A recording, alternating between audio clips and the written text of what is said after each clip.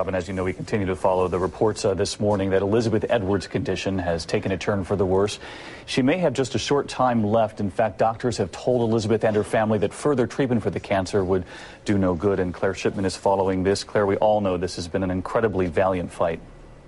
Indeed, it has, David. And friends say that her condition has grown markedly worse just over the last few weeks, and that in addition to the friends and family surrounding her at home right now, her estranged husband John is there because, as one friend told me, he's family too right now.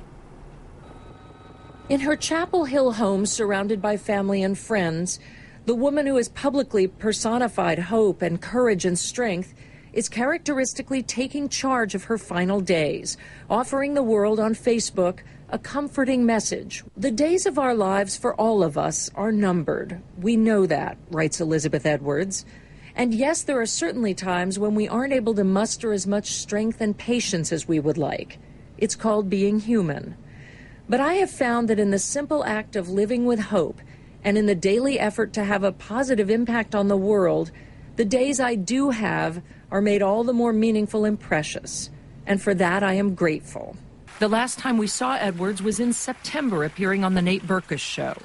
I'm feeling all right. Are you? I've taken some new medication, so I've lost my hair.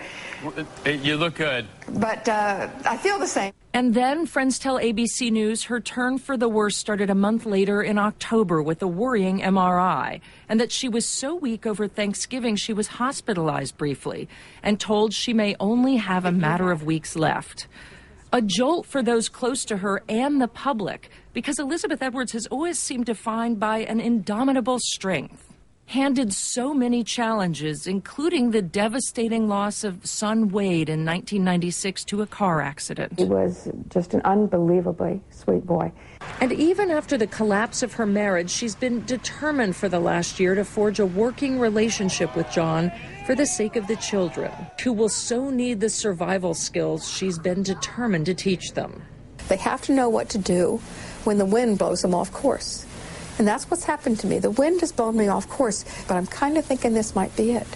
That in bad times, you still keep your eye on what it was that was important to you, and you press forward with that.